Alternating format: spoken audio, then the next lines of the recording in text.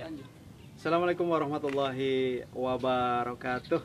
Waalaikumsalam warahmatullahi wabarakatuh. Apa kabar jamaah Masjid As-Siddiq yang dimuliakan Allah Subhanahu wa taala? Ketemu lagi di acara kita ngobrol perkara Islam.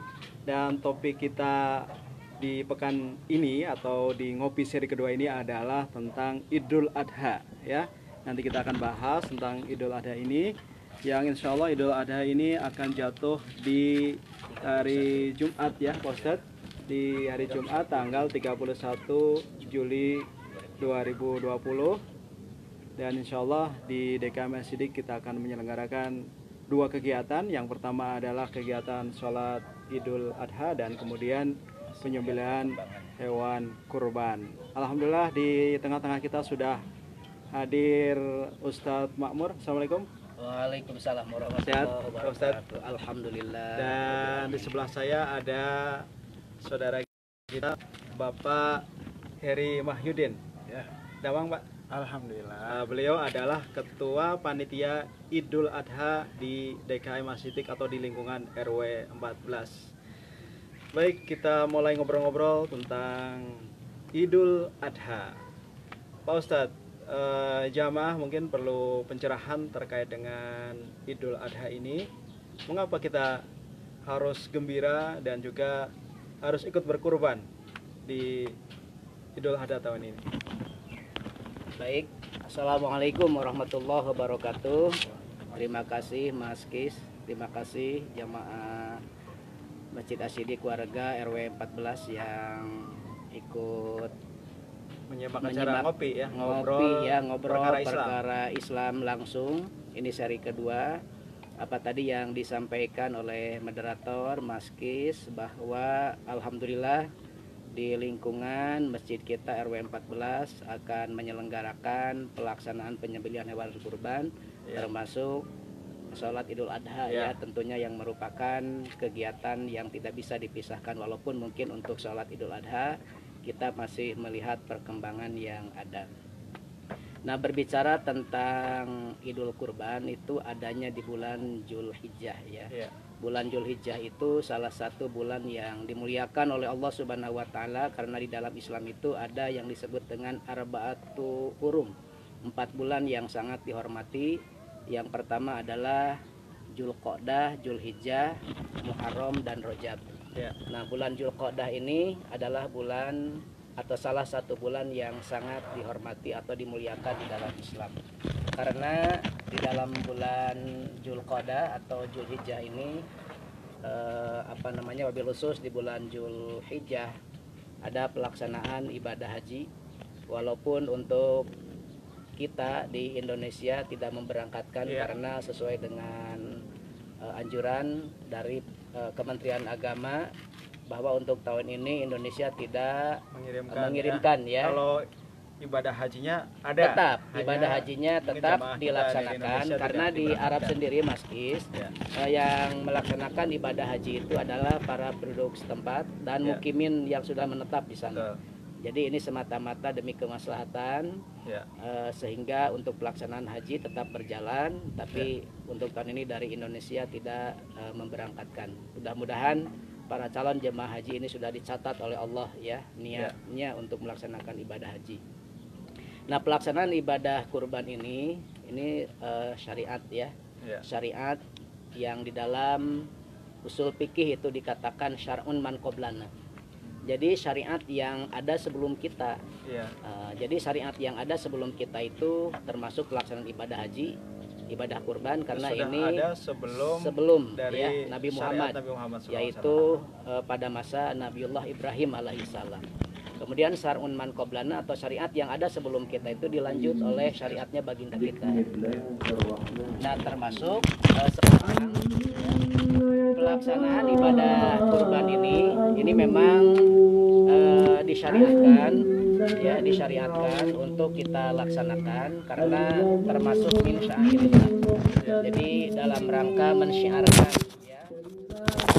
agama Allah. Nah, kalau berbicara tentang kurban itu sendiri ya, kita lihat di dalam pengertiannya dari kata qoroba yaqrobu kurbanan, yang artinya dekat atau mendekatkan. Mendekatkan kepada siapa? Mendekatkan diri kita kepada Allah Subhanahu wa taala dengan cara menyembelih binatang, ya. Bahkan jumhur ulama itu menyatakan bahwa yang disebut dengan kurban itu adalah kullu ma yataqarrabu bihil abdu ilallahi ta'ala min amalil birri wa nusukin wa zabhin wa kulli amalin sholihin. Jadi segala amalan yang dapat mendekatkan diri seorang hamba kepada Allah Ta'ala. Min amalil birri, dari amal baik yang dilakukan. Wa nusukin, dari ibadah yang dikerjakan. Wa zabhin, dari penyembelihan binatang. Wa kulli amalin sholihin, dan setiap amal soleh yang dilakukan. Itu termasuk pengertian dari kurban. Nah, wabil khusus untuk tanggal 10 Zulhijjah ditambah 3 hari tasyriknya 11, 12 dan 13, syariat yang dianjurkan adalah menyembelih binatang kurban. Hewan kurban. Ya, menyembelih binatang kurban. Ustadz, mungkin kita juga perlu tahu ya, kenapa kemudian muncul syariat yang sebenarnya memang sudah ada sebelumnya. Sebelum Rasulullah Muhammad SAW diutus Allah untuk memberikan syariat kepada umat Islam, ya. Mungkin Pak Ustadz bisa memberikan sedikit cerita gitu ya, asal muasal, kemudian ada ibadah haji dan kemudian disunahkan juga untuk melakukan penyembelihan hewan kurban. Iya, kalau dilihat dari sejarah, sesungguhnya ibadah kurban itu adalah ibadah yang sudah cukup tua usianya, turun temurun dari satu generasi ke generasi yang lain. Bahkan putra Nabiullah Adam alaihissalam sesungguhnya itu sudah diperintah untuk berkurban, yang bernama Qabil dan Habil. Nah, itu dari sejarah ya, kalau kita lihat dari sejarah. Nah, Qabil dan Habil itu kan diperintah oleh Allah untuk berkurban. Kenapa? Karena setelah Nabiullah Adam alaihissalam ya, untuk menikahkan, sebab putra putri Nabi Adam itu kan dinikahkan itu secara bersilang. Jadi satu kelahiran itu satu putra satu putri, satu putra satu putri. Nah, itu dinikahkan, tapi pada saat dinikahkan salah satu teman pasangannya itu tidak mau. Dia lebih mencintai satu kelahiran, ya. Nah, akhirnya Nabiullah Ibrahim alaihissalam itu, Nabi Adam alaihissalam ya, menyuruh untuk berkurban. Jadi siapa yang diterima di sisi Allah Subhanahu wa taala? Apakah ibadah kurbannya Habil atau Qabil? Nah, makanya di dalam sejarah itu Habil ketika diperintah oleh Allah, dalam ini Nabi Adam, untuk berkurban, dia mempersiapkan diri dengan sebaik-baiknya. Jadi mencari binatang yang ia sangat senangi, sangat dia cintai. Karena Habil itu berprofesi sebagai peternak lah kalau dalam bahasa kita, dalam jumlah yang begitu banyak, tapi dia tetap memilih binatang yang pantas untuk dikurbankan. Karena sesungguhnya yang dikurbankan itu hanya dalam rangka mendekatkan kepada Allah. Kalau dalam mendekatkan diri kepada Allah, pasti akan dia persiapkan dengan sebaik-baiknya. Sementara Qabil itu kan dia di dalam sejarah itu sebagai petani, ya. Dia berkurbannya itu asal-asalan gitu ya. Asal-asalan, anu penting mah asal berkurban begitu kan. Nah, pada akhirnya berkurbanlah kedua makhluk Allah ini, dan yang ternyata kurban yang diterima itu adalah kurbannya Habil. Sementara Qabil itu ditolak. Nah, maka merasa iri begitu ya, akhirnya terjadilah pembunuhan yang pertama di dalam Islam, dalam sejarah Islam umat manusia ya. Nah, makanya kurban yang dilakukan oleh Habil itu kurban yang diterima oleh Allah Subhanahu wa taala, dan menurut sejarah ternyata binatang yang dijadikan kurban Habil itu adalah binatang kurban sebagai pengganti pada saat Ismail akan disembelih oleh Nabiullah Ibrahim alaihissalam. Nah, karena tadi turun temurun, kemudian Nabiullah Ibrahim alaihissalam diperintah oleh Allah walaupun melalui mimpi kan. Ibrahim mimpi, istrinya bermimpi, termasuk Ismail juga bermimpi, akan tetapi mimpinya adalah mimpi yang benar. Dan ini adalah betul mimpi yang langsung dari Allah, bukan mimpi seperti kita lah, mimpi dikejar-kejar orang gila mamanya ya, mimpi apa, tapi ini betul-betul mimpinya datang dari Allah, disebut dengan mimpi yang benar gitu ya, yang pada akhirnya bersepakat. Jangankan kata Ibrahim alaihissalam, memang sebetulnya beliau pernah berucap, dalam rangka mendekatkan diri kepada Allah, jangankan harta benda yang aku miliki, anak sekalipun akan saya kurbankan. Nah, makanya dicatat oleh Allah untuk menguji keimanan Nabiullah Ibrahim alaihissalam. Betul kau Ibrahim, jangankan harta benda yang kamu miliki akan dikurbankan, akhirnya akan dikurbankan, akhirnya ditagih oleh Allah Subhanahu wa taala. Makanya Nabi Ismail akan disembelih, tidak jadi, diganti oleh gibas, dan menurut sejarah gibas itu adalah kurbani yang dikurbankan oleh Habil pada waktu itu. Subhanallah. Ini jamaah, ini adalah catatan sejarah dalam Islam yang barangkali kita tidak paham soal ini. Dan sesungguhnya ketika kita mempelajari sejarah Islam, kita akan mengetahui banyak sekali hal-hal yang bisa kita ambil hikmahnya, termasuk bagaimana Nabi Ibrahim melaksanakan mimpi dari Allah Subhanahu wa taala, dan kemudian mengajak putranya Ismail untuk juga taat kepada Allah Subhanahu wa taala. Di dalam Al-Qur'an juga dijelaskan bagaimana Ismail adalah seorang anak yang taat dan kemudian soleh. Kemudian dia berusaha untuk menjadi hamba yang sabar. Satajiduni insyaallah minas sabirin, kata Ismail. Dan yang perlu garis bawahi juga, ketika Ibrahim akan melaksanakan penyembelihan itu datang godaan dari setan.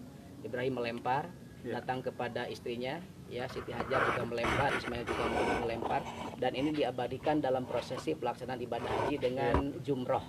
Ada yang disebut dengan jumratul ula, jumratul wusta, dan jumratul aqobah. Ini dalam pelaksanaan ibadah haji. Jadi luar biasa. Sebagai pengabadian barangkali Nabiullah Ibrahim pada saat melempar setan yang terus menggoda. Karena setiap kita akan berbuat baik pasti setan itu datang apakah melalui bisikan tetangga atau bisikan setan langsung buat apa sih berkurban? Buat apa sih berkurban gitu kan? Apa untungnya?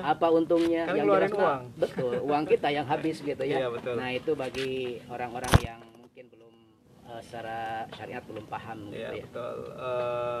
Jamaah yang dimuliakan Allah Subhanahu wa taala, nanti kita bisa membaca buku-buku sejarah tentang Nabi Ibrahim dan Ismail ya.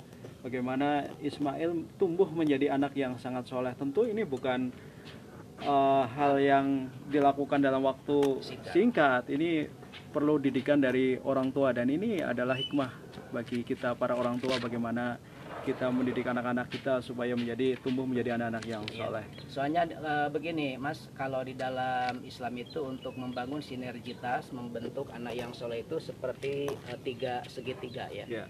Ada yang disebut dengan bapak, ada yang disebut anak, ibu, dan sebagai anak. Nah, ketiga ini harus berhubungan baik, harmonis gitu ya. Kadang-kadang bapaknya soleh, ibunya tidak soleh. Ibu bapaknya soleh, anaknya tidak soleh. Anaknya soleh, ibunya soleh, bapaknya tidak soleh. Jadi ini merupakan kesinambungan, yang merupakan satu kesatuan yang utuh antara ayah, ibu, dan anak. Insya Allah kalau semuanya satu, kalau dalam bahasa kita satu misi, satu tujuan, visi ya, dalam rangka membesarkan anak supaya anak kita soleh dan soleh, insya Allah itu akan terwujud. Baik, saya ke Pak Heri Mahyudin nih, Pak. Bapak, mohon maaf, usia sudah berapa Pak?